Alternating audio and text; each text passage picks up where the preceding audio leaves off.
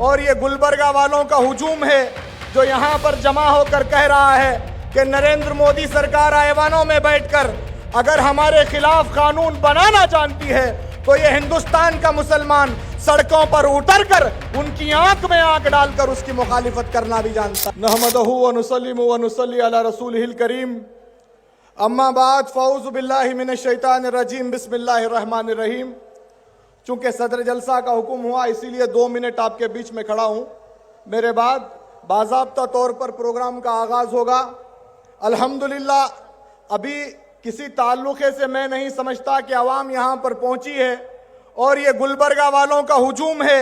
जो यहाँ पर जमा होकर कह रहा है कि नरेंद्र मोदी सरकार ऐवानों में बैठकर अगर हमारे खिलाफ कानून बनाना जानती है तो ये हिंदुस्तान का मुसलमान सड़कों पर उतरकर उनकी आंख में आंख डालकर उसकी मुखालिफत करना भी जानता है।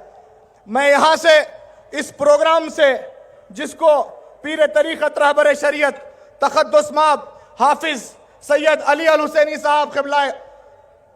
की हुक्म पर यहाँ पर सजाया गया है, हम यहाँ से मुस्लिम पर्सनल लॉ बोर्ड को गुलबर्गा के मुसलमान इस बात का ऐलान करना चाहते हैं कि मुस्लिम पर्सनल लॉ बोर्ड जब भी मुसलमानों ने गुलबर्गा को आवाज दी है, ये तारीख ने भी देखा है कि पिछले भी हमने मुस्लिम पर्सनल लॉ बोर्ड के हर हुक्म को मानने का काम किया है और आगे भी हर ताईद की हिमायत करने का काम करेंगे।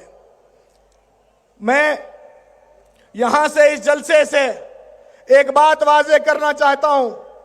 कि हम वो कौम हैं जो फिरऔन और नमरूद से नहीं डरे,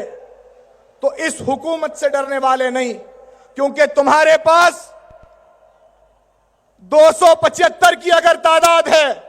जिसकी बुनियाद पे तुम कानून बना रहे हो, तो हमारे हाथ में भी बाबा साहब अंबेडकर का दिया हुआ कॉन्स्टिट्यूशन है जिसके दायरे में रहकर हम उसकी मुखालिफत करने का काम करेंगे। मुझे हुक्म दिया गया है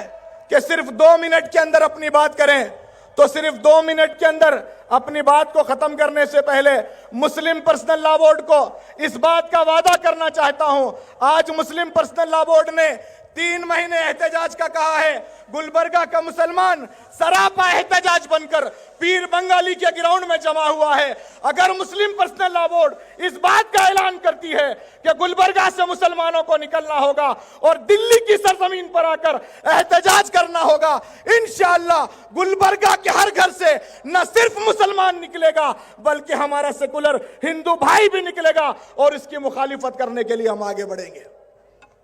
इसके साथ साथ हम इस बात का भी ऐलान करते हैं, अगर मुस्लिम पर्सनल लॉ बोर्ड इस बात का ऐलान करती है कि अगर हिंदुस्तान के मुसलमानों को अपनी कुर्बानी देनी है, जेल भरो आंदोलन करना है, तो इंशाअल्लाह हम अपनी कुर्बानी देकर जेल भरो आंदोलन करने के लिए भी तैयार हैं।